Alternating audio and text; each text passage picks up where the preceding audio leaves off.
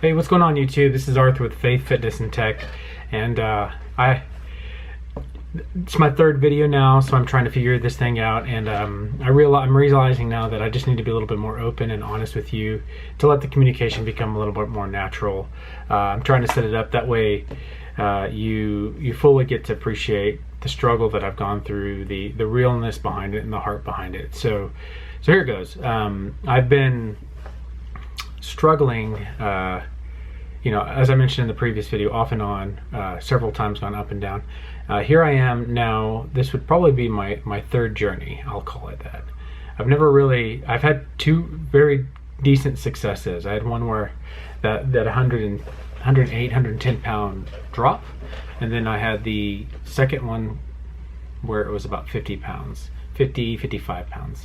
Right now I'm actually hitting close to the 60 pound number, and I know I'm talking a lot about weight, and that may seem like a big focus, and it is okay. I know I didn't gain all that weight overnight, so I know that it's okay to, if I lose it, I'm gonna lose it, but I'm gonna lose it over time. So I'm not too concerned of the weight. I check the weight as a measuring stick. That's the only thing the weight does for me. So let's talk about my struggle. What happened? Why did you gain it back? What were the reasons why? So the first diet that I was on, the first plan I started was it was a program called Isagenix. There were these shakes I would take, and I would have 2 a day, and it was really expensive. I would get these little snacks, and I would be sucking on these little wafers, and I would take in all these vitamins that they would give me. I had to spend a lot of money, probably $500, $600, I think is what I was spending a month. It was incredible. It was very expensive, and I lost a lot of weight because that's all I did. I stuck to that plan religiously. One of my top strengths is discipline, so I have the ability to see things through. I can see it through, and I can see it through to the end as long as needed. But it's by my choice. I can choose. I have very strong willpower, and a lot of people don't have that. So if you can't relate with that, it's a little difficult for me to explain where that is, but it has to come from within. A lot of it comes from, I know that God has given me that gifting, but yeah, that's why I failed the first one, because it was just because the fact that the way the diet worked was you would have shakes, and then you would eventually stop at a certain point. Not stop the shakes, but you would convert to what's called maintenance mode. And maintenance mode was like, okay, we still want to have 1 shake a day, but then you want to have these smaller types of meals, and it was just this limited types of meals that you could have. They didn't really explain calories. They didn't explain how these different nutrients are affecting your body. I would subscribe to their podcasts. I would listen. I would do research. Dude, I was everywhere. And I lost an incredible amount of weight. I mean, I got to about 195, 200 pounds, and I felt great. I looked great, but I wasn't eating enough calories, and it wasn't sustainable. I didn't want to continue paying for that for the rest of my life. I changed jobs, and in changing the jobs, it was a slight pay cut, and I couldn't afford it, and I had to quit the program. And in quitting, I didn't look for another alternative. I didn't have the people in my life, nor did I seek God at that moment to really pursue continuing that. I sort of told myself that, oh, I'm healthy now. I'm skinny, so I can eat like a skinny person can eat, which means I can eat a lot. And because I'm so skinny, I know my metabolism's high. That means I'm just gonna burn it all off. And I lied to myself. I believed that was the truth, and that was a big lie. And I just lied to myself, and I started gaining the weight, and it didn't really bother me. I mean, I was just eating like a pig. I was enjoying it, and yeah, and that's how I failed. So the second time around, it was the whole vegan kick. So I had a friend. He's really into all natural things, and I was really attracted to that type of behavior.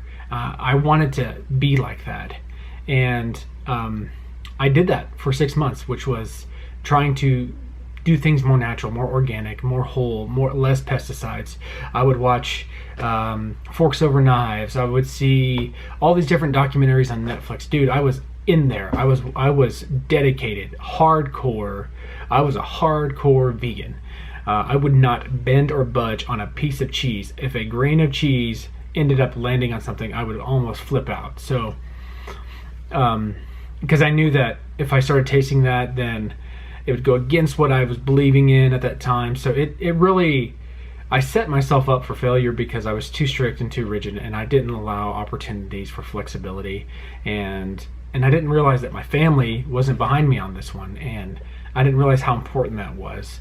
So if you're single, if you're married, if you're single, then you probably won't have this big of an issue. You may have an issue in the office, but the good thing is when you get home, you've got your stash. Okay, so the vegan thing is fine. I actually prefer that method if it's possible, but in my reality, that's not really an option. And then which is why I ended up rebelling at the end. I was just sick of it. I just got sick and tired of feeling like that excluded outsider.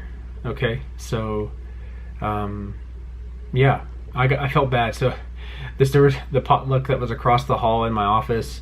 The lady brought in some burritos, and she knew I was vegan, so she's like, "Oh, I went out and got these burritos from this taco diner, and I made sure that they put no meat on it. It's just egg, cheese, and it's onions, and that's it. It's a vegetarian burrito."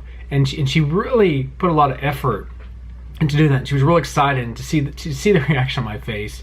I mean, it was just a big letdown, a big disappointment, because I'm like, I gladfully receive them, but at the same time, I'm like, I know I must have given off some vibe like, dude, I don't eat eggs, I don't eat cheese, everything that you're giving me, I can't even touch.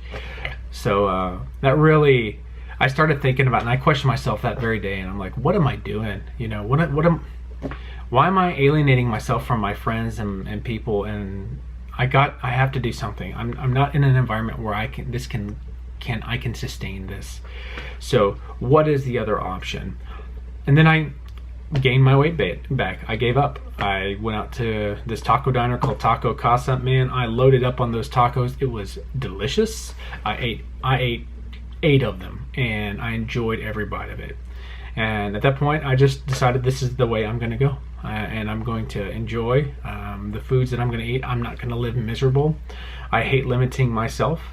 And that brings me around to today. And this is what I'm so excited for you, because I know it's work. I know it's going to work. I know it's sustainable, which is why I even started the blog. Say like, dude, you're not even there yet, and you're starting this thing. So don't let that scare you. This is the truth. If God is resonating this in your spirit, that eating low calories than eating less calories than you're burning will cause you to lose weight. So simple. I mean, if that resonates for you, you can eat whatever you want. If you want to have a Coke, you can. If you want to have pizza, as long as it fits your macros. If it fits your macros, you can eat it. Don't limit yourself. Yes, try to make healthy food decisions. Try to eat the lettuce. Try to eat those. Those things fill you up, and it gives you like almost more room later on today to eat even more. But don't limit yourself. Don't be like me, where I isolated myself from the world to eating stuck in these little regimens that I couldn't walk out of. Now I can eat whatever I want, kind of whenever I want, and I'm learning some good rules. Like, okay, if I'm measuring food, this is about an 8-ounce size portion. So if I don't have my scale to weigh out this portion on the scale, then I'm okay with that. I'm fine with that, because I know I can it's half of a fist. I'm having half of a fist of a piece of sandwich. So this is like a 4-ounce piece of whatever I'm eating, and then I'd go into MyFitnessPal, look up that food, or look up something very similar and find out what a 4-ounce portion is, add that to there, then I know how much I have to deal with. If I didn't want to seem like a fuddy-duddy while I was eating it, I just did that later on. I'll add it all together. I just remember what I ate after the meal. I'll go out to my car and do it, or go to the restroom and do it, and then that way I'm tracking these numbers. I know eventually it's going to be like second nature. I'll know what my macros are memorized, and then I'll be able to just passionately pursue those and get those down to the right number. So just know that it's okay to be real. It's okay to admit that you failed, and you have failed before, But this is the real deal, guys. This is something that, you know, here I'm at 152 pounds. I'm going to be down to, ideally, I'd love to get down to 160 pounds of no muscle, but I want to have at least 30 pounds of muscle on top of that 160, which gets me to about 190. I want to gain 90 pounds of muscle mass and gain 30 pounds, additional pounds of muscle mass from where I'm at today, and I want to lose about 85, 87 pounds of fat from here going down. So that's my goal. Lose the blubber, lose all that excess belly fat. It's gonna happen. I'm excited that you're on the journey with me. Let's go kick some butt and do this thing.